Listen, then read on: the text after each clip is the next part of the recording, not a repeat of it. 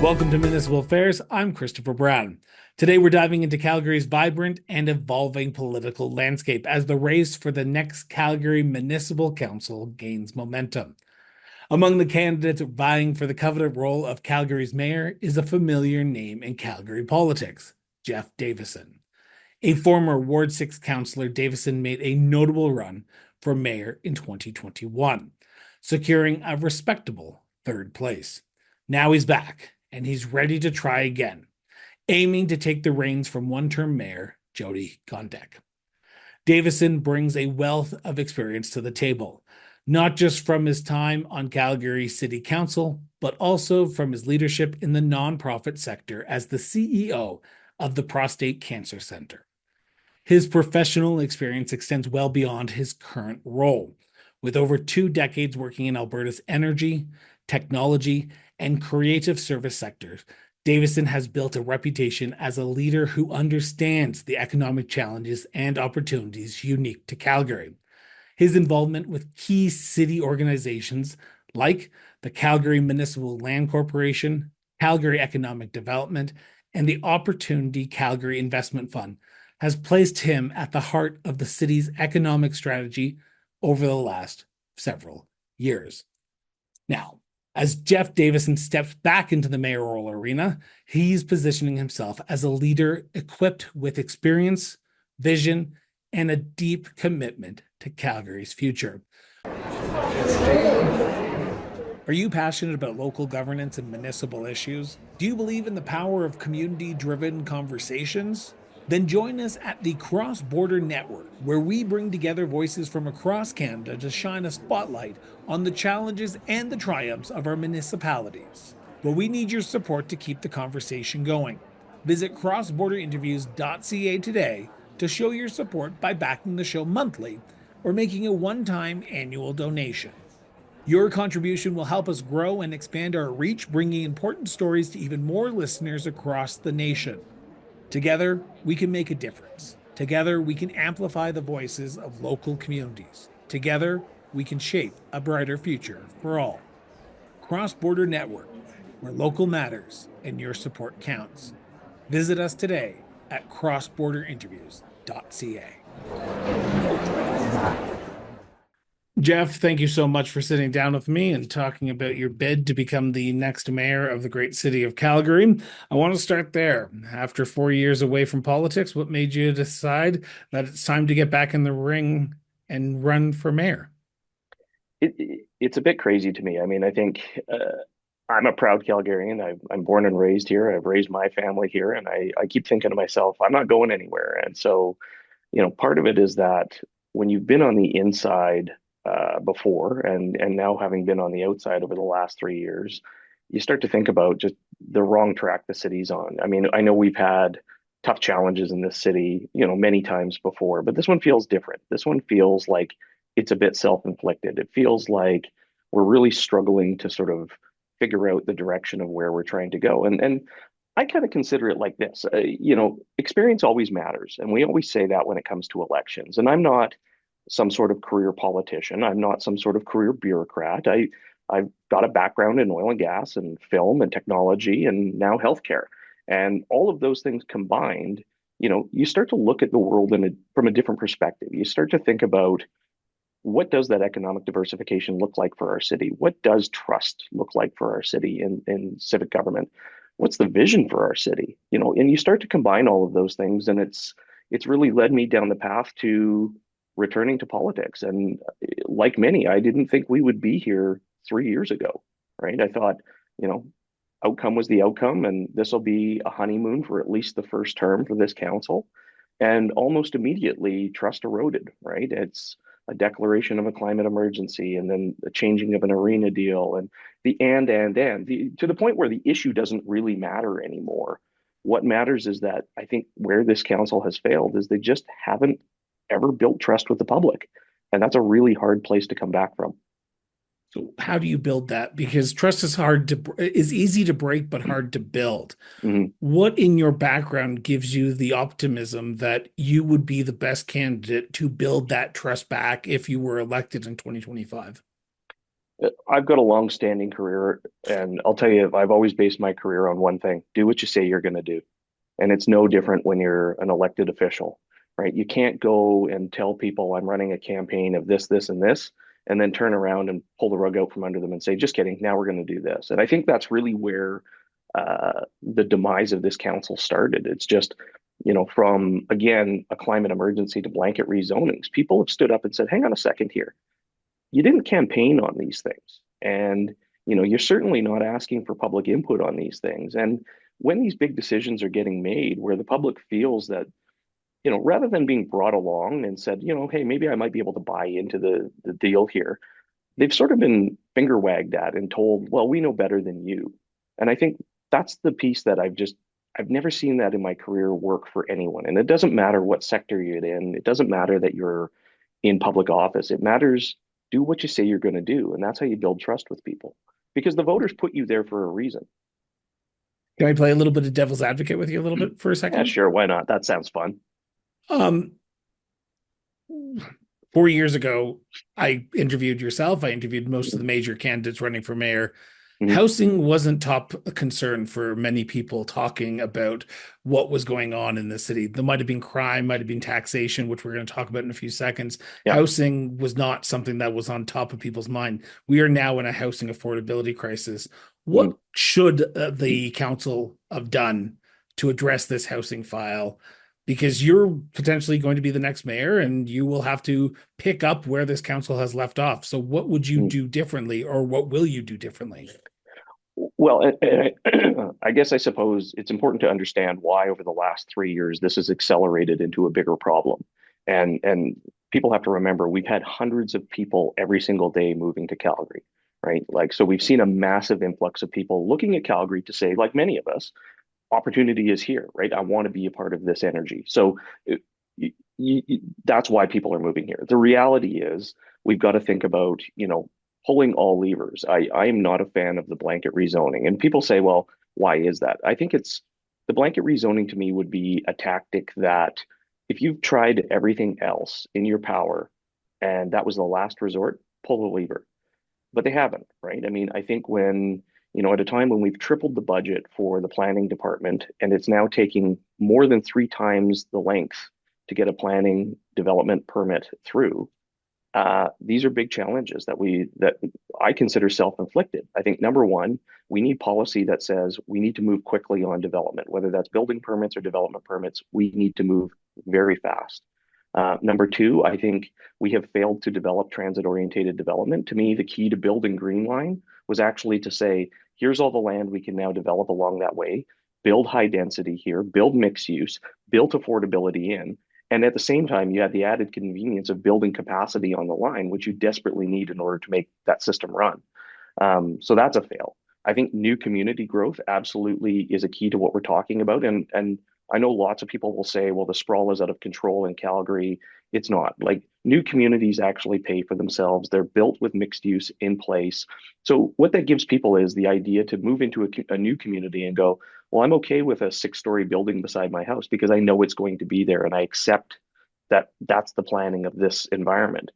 Um, Even looking at, like, how do we add exist or new density into existing communities? I think, I look at where I represented Ward 6.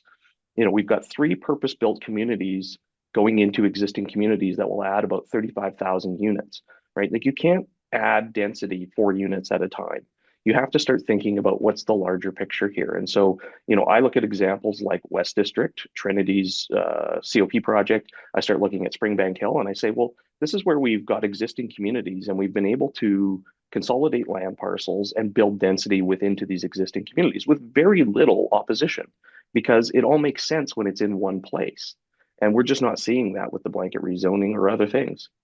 But how do you see yourself being able to balance the growing needs of the community with housing? Because housing is the top priority for a lot of people right now. Getting into affordable housing, just getting into a house or a Mm, rental apartment is a top priority. But can Calgary handle the amount of housing that we need? Because the infrastructure needs to come first. And I hate to put the cart before the horse, but mm. to build these houses, to build a fiveplex on a or fourplex on a property, you need the proper infrastructure. And we saw this summer here in Hmm. Calgary, water restrictions, water restrictions, water restrictions. And Yeah. tell me, I can tell you as a Calgarian, my house smelt for a bit because I wasn't having proper showers.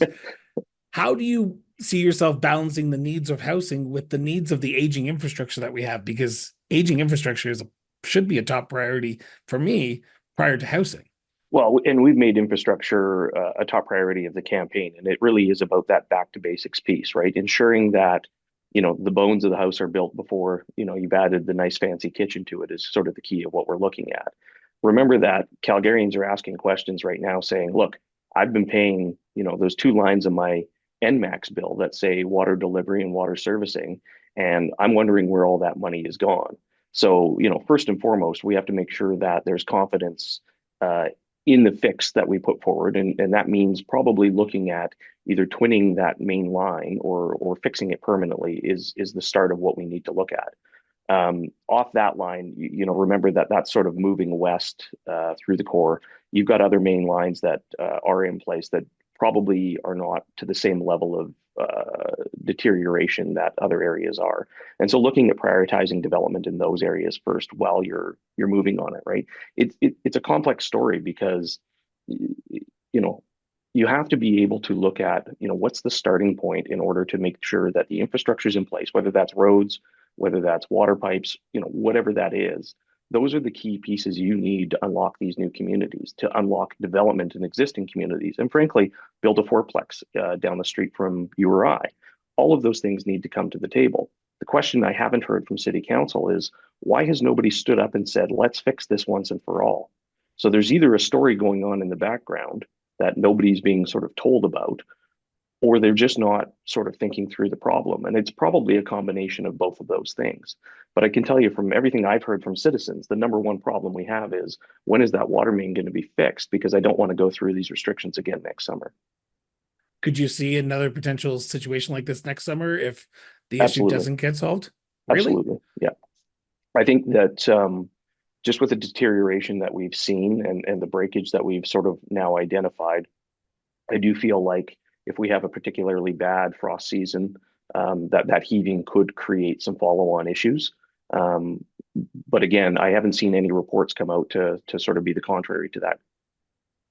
One of the other areas that you mentioned during your campaign launch on Scotsman Hill a few weeks ago was around policing and crime, and this is Mhm. a priority for a lot of the residents because some are just not feeling safe like they used to. How Yeah. do you see yourself working with the Calgary Police Service and City Council to ensure that people start to feel safe again in their own communities? The number one priority I have heard and is the foundation of this campaign is public safety. Every single Calgarian deserves to feel safe in this city. And, it doesn't matter if you're talking to the parent who's scared for their kid walking to school in the Northeast, or, the folks from the Southeast taking, the train into downtown. Everybody has concern with this now. And, for me, you couple that with governments getting sort of a little too cute with their involvement in directing police, which is not something that should happen. I look at it like this, at a time when we've seen an all-time morale low on the Calgary Police Department, we've got to do better. We have to start engaging with members differently. We have to start talking to them about, where they're at in their career, where they're at with their mental health, where they're at in fighting to keep the streets safe in Calgary. Part of what we have to do is better budget, right? And I think, what we're looking at is possibly a new police station downtown, not sort of a walk up, what I call 7-Eleven that's been opened now. I mean, you can't sort of have a counter where you expect citizens to report crime and have beat cops, going in and out of a station that doesn't have a parking lot. That's pretty hard to do. I think it's a good step. It's just not getting us all the way there. Number one thing though is how do you enable members to police fairly and consistently? And I think if you just apply that manner to it, then we'd see a lot of change in Calgary. And above and beyond that, working with the provincial government to make it hard to be a criminal, right? Like if you take and make it difficult to be a drug dealer in our city, that'll start to change the tune, right? And it's multifaceted because we've spent years and years now inside this opioid crisis. We've seen a constant erosion of policing abilities, and it's kind of led us to where we are. And so it's not going to change overnight, but it's looking at a multi-year approach to say, where do we start? What do we need to invest in? How do we need to support police officers? And how do we come to a conclusion that puts the safety of all Calgarians first? How do we do that? Because that's probably the big question that you will be asked is how do we address this issue? Because safe injection sites seem to not Mhm. work. Recovery seems to not work because they're back on the street and people are using drugs again. I'm not trying to paint a broad stroke, but I have to a little No, bit you're in right. this episode. But it seems like this issue is getting worse and it's not getting better with whatever model you throw at it. It is a daunting challenge, but I do think it's one of those things where relationships matter and relationships with other orders of government are going to matter if we're going to work consistently to fix the problem. I think number one is we've all got to agree that we have a problem and that we have the same problem. Number two is, okay, how do we enable the police department to do their job to fix our problem? And as politicians, how do we stay out of the way to say, I want you to police over here, but not over here? I think, again, it comes back to that idea that we have to police fairly and consistently. And we've got to be open to the idea that, modern policing is different than it was even 10 years ago. We're seeing a different level of crime. We're seeing a different level of um, drug problem on the streets that's just getting worse and worse and worse. And so part of that is working with community agencies as well to say, what is the upstream? Where are we starting from? How do we avoid getting these people to the state where they're on the streets now? And what are those fixes? But at the same time, looking at sort of the short term and saying, how do we fix the downtown? How do we fix, our train lines? How do we make people feel safe? But not just make it, ensure they're safe. And then looking at the long-term solution also to sort of say, have we got the right laws in place that allow us to maintain where we're at once we fix that? Building relationships will be a key priority for the next mayor or next council in general. Yeah. And I asked this to Mayor Gondek at the Alberta Municipalities Conference earlier this month about Calgary kind of being sort of the epicenter of what the province looks at when it looks at things that are going wrong. How Mhm. do you work with a provincial government that sort of looks at Calgary right now as something that everything is going wrong, so we have to go in and fix it? How do you get that relationship back into a good standing? Open dialogue, first of all, and communication. I think, again, we've got to agree that it's not about municipal, government problems. It's not about provincial government problems. It's about citizens' problems. And we have to agree that our citizens, whether their representative is from whatever order of government it is, we have to agree that the citizens are saying we all have a common problem. And that's where we have to start. That's where we have to start working better together to say, it's not about the gotcha moment. It's not about the I'm going to run to the front and make like it's my parade and save the day. It really is going to require multiple orders of government, multiple different task forces, multiple different policing agencies. Everybody's got to come together to say, again, the problem we have is X, the solution is Y. We all have to be working towards the same goals, right? And those are the biggest things that we can do. And I think, for me, again, I've made a career out of just building relationships, right? I'm not going to pretend I'm the smartest person in the room. I'm not going to pretend that I have the solution, but I sure know the people that do know the solutions, and I know the people who we can engage to get it done. And as long as I can be the catalyst to those conversations and bring those people together, I have no doubt that we can identify the problem and fix it. We are recording this interview as City Council is deliberating budget talks and talking about the big line items. We talk about Green Line, we talk about the arena deal, Mhm. and that means that there's going to be a lot of money spent over the next 5-10 years into these big projects.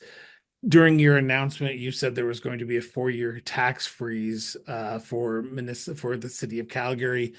Can you square that peg for me? Because with so many big projects that are on the table, inflation is going Mhm. up, and it seems like it's not going to end by going up. How do you freeze taxes when things are just getting more and more expensive in a time where municipalities can't control what the cost of business is? Well, remember, we've got two problems. We've got a capital problem and then an operating problem, right? And so the capital problem is a bit, I think this council has become addicted to spending. I will point to the arena deal, first of all. I mean, I will always stand on the fact that I had a way better deal for citizens. We got all of our money back. We had $75 million for amateur sport. We got a part of the ticket tax that went back into development in the district. I mean, if I wanted to give the farm away, we would have done that in 2019 and just called it the worst deal I've ever seen and been done. Now, I'm not getting in the way of that building. I believe we need that building, but that's an example of where, tripling the cost to citizens does not equal a better project. I've always believed negotiate hard, and get the best deal for citizens possible. And that's just not what we saw there. So capital wise, I think that's one problem that we've got to restrain ourselves on and start to think about how are we best using capital for things like those water main breaks, the basics of infrastructure first. On the operating side, that's where we have some interesting things to look at. I think you've got already $100 million a year surplus that we're working with. I am no fan of this declaration of climate emergency, and I think we're pumping tens of millions of dollars every year into, I couldn't tell you into what, because nobody has ever defined the outcome for me. Nobody's ever told me what the return on that investment is. And if they could, I would probably say I can possibly get there. But nobody's ever told me where the money's going. And so when you look at the amount of waste that's just going into operations, those are the things that we're going to right size. And remember, about every $18 million is a 1% property tax reflection. So you want to spend another 18 million over top of what your base budget is, that's 1% up, right? You take away 18 million, 1% down. So you do the basic math on give or take $150 million. Okay, well, now we've got something to work with here. I think it's also about right sizing our budgets and looking at, are we being the most efficient with the dollars that we have? And I would say today that we're not, right? I think there are Would you lots of different. say, because sorry to interrupt, but there's Yep. going to be one person who yells at me for not asking this question. You were on You mean council people yell from, at you? Oh my goodness, oh, you should be elected. you should see the emails I get from some of the conversations I have, Jeff. Uh-huh. People will look at me and say, if I don't ask this question, I'm not doing my job correctly. You were Sure. part of a council. You were a Mhm. part of a council that made some tough decisions that led to where we are today. I'm not saying it solely lays on what budget you passed and what budget you didn't pass, Mhm. but how do you tell people that you would be better off than this government when you were part of the government before that, which has led to this infrastructure deficit where cost of the green line, cost of the arena deal is going to Sure. affect many people, and our taxes are where they are because of decisions of past administrations. I'll tell you that in my term, yes, there were tax increases. They were incremental in line with inflation and with respect to what citizens were asking us to do.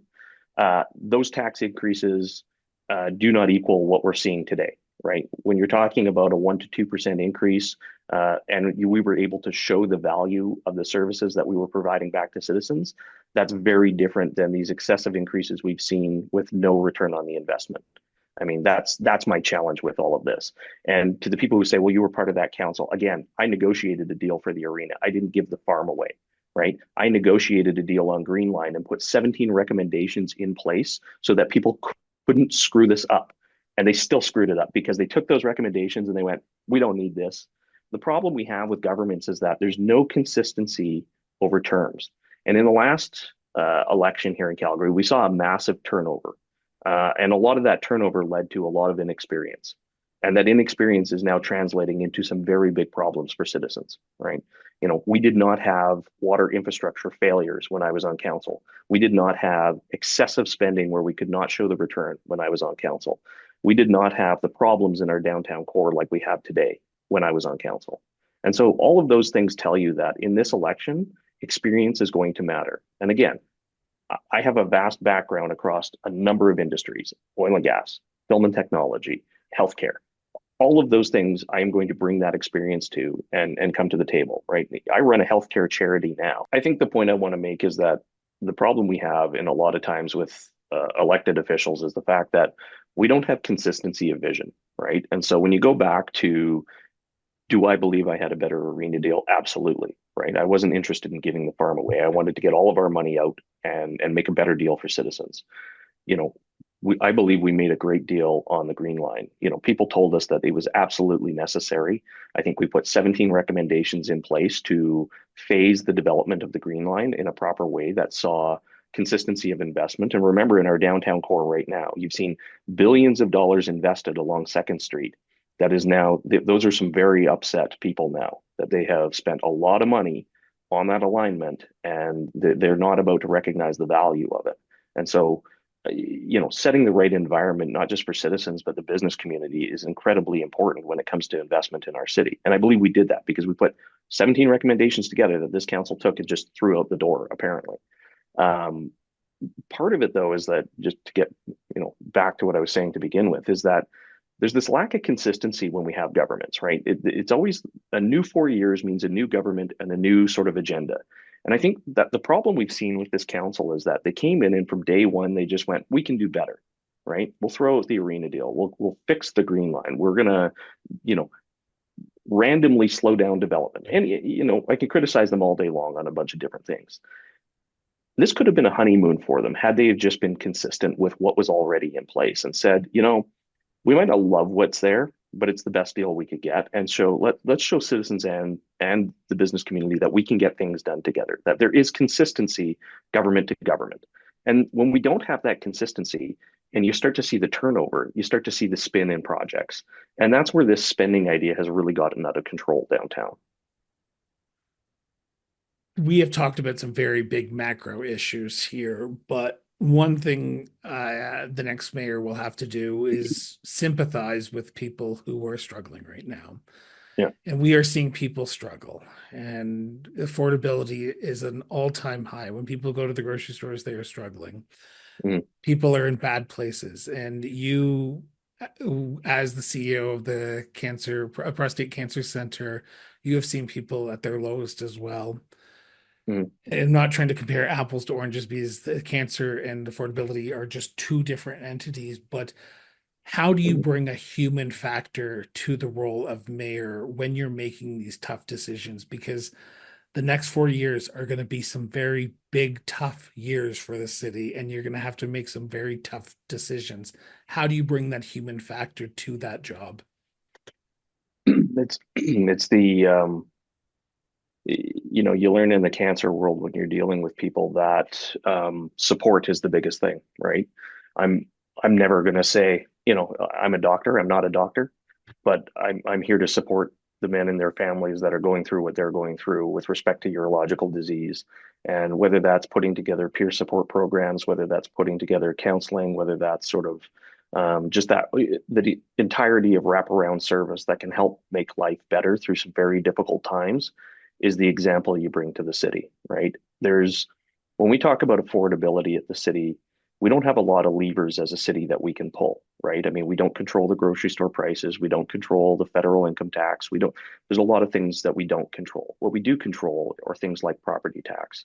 And when I think about the freeze, that's why people are struggling these days. And in a city where you have seniors deciding to either pay the rent or eat today, when you see the tripling of amount of people going to the food banks, when you see kids going to school without lunches, and you see, all of the challenges that we're having, you also have to realize we're pretty fortunate in a place like Calgary where we have the volunteers that we have, the people who stand up and say, you know what, I recognize there's a challenge here.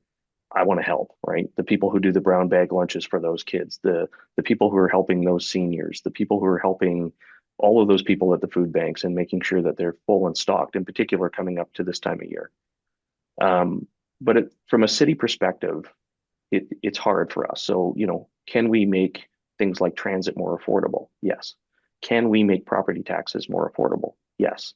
Can we work to keep more money in the pockets of our citizens? Absolutely.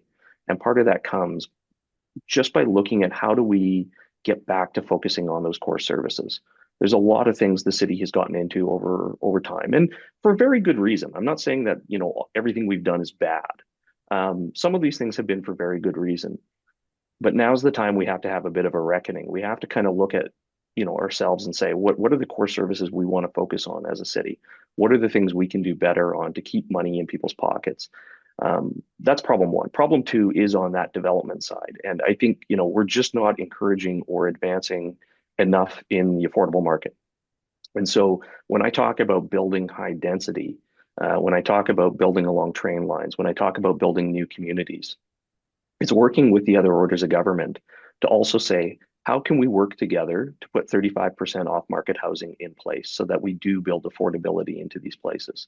And not just build an affordable place. Like the one thing you can't do is sort of build affordable units out, on the sticks and in the corner of a city where nobody has access to a grocery store or transit. It's starting to think about where can we add affordability in to ensure that people still have services and access to those services, but at the same time, what incentives can we provide as multiple orders of government to come to the table to say, here's how we actually build this better? And I believe there's a lot of ways we can trigger affordable units to be built through different aspects of financing. Bill 20 has been a hot topic for a lot of municipalities, and Edmonton and Calgary are two municipalities that this year will Hmm. see political parties on the ballot. Now, I've searched your website, I've searched all interviews you've done. Are you running with a party? Are you running as a slate? Are you running as an individual? Tell me this so that way I can start answering that question to the people who are asking me, because I'm getting a lot of people from outside Calgary asking me who's running for what party. Yeah, I mean, look, I certainly haven't closed the door to the idea of a party, and I think more and more people are starting to think about what do parties look like. Remember when the party system came in, about 80% of citizens said, "I don't want that," right? Because I don't want you to just be red or blue or stand for this or that. I want you to be a good human being who cares about the citizens of Calgary first. And to me, that's exactly what we have to look at. We have to look at how do we put Calgarians first. And so, uh, you know, we'll see how this experiment goes. I mean, I think that when we think about parties, they already exist, first of all. I mean, I think you look downtown right now, you've got the Yes Mayor party that seems to agree with the mayor on anything she wants to put forward. And then you've got the naysayer party who's basically like, I'm just going to say no for the sake of no, right? I mean, it really reminds me of that old Simpsons lines where they were like, oh man, we've tried nothing and we're all out of ideas. It's like, what are you guys doing?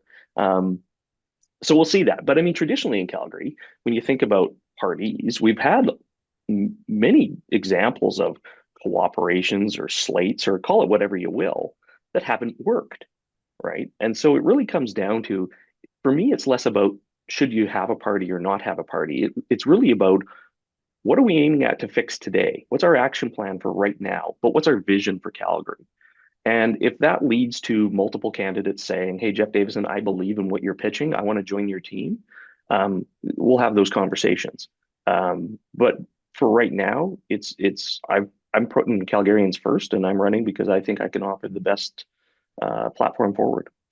So how do you become a team player then in that situation? Because you're going to be one vote on council and you're going to have to get a majority, so seven plus yourself to pass anything in council. How do you see Mhm. yourself being a team player and working with people from that no side or that yes side and being not the no and yeses, but actually just team Calgary? I guess, again, I'll go back to the fact that I've always been able to bring people together, build common ground, and find solutions. And, I've built a career out of doing that. And that's why I say experience matters in this one, Before I right? let you go, I have one last question. I think it's the $1 million question, and this is one time. And I know we're less than a year away from, just under a year away from the next election, so we'll probably Mhm. have you back on. But why should people learn more about you? Why should they think about putting their trust in you? And why should they mark their ballot for you in 2025, October 20th? I'm a guy who does what I say I'm going to do, right? Whether you believe in the tax freeze, whether you believe in the rollback of the blanket rezoning, whether you believe that we can clean our city up or not. I believe experience matters in this election, and I know how to build trust with the public. I think I've had a long career out of doing that. I think that is the biggest challenge we face is that the public just simply doesn't believe in politicians anymore. And I think we've got to fix that because the future of our city depends on it. Jeff, always a pleasure. How can people reach out and learn more about you? Do you have any websites or social media that you need to hawk? Website is up. It's jeffdavisonyyc.com and social media is at Jeff Davison YYC. For those who want, you can just scroll down and those links will be in the show notes below. So, Jeff, thank you so much for sitting down with me.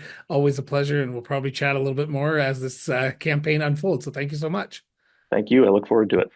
Thank you so much for tuning in for another episode of Municipal Affairs. If you are a candidate or are thinking about becoming a candidate for the next Calgary Municipal Council elections, which are taking place on October 2025, send us a message, send us a Facebook message, reach out to us on social media.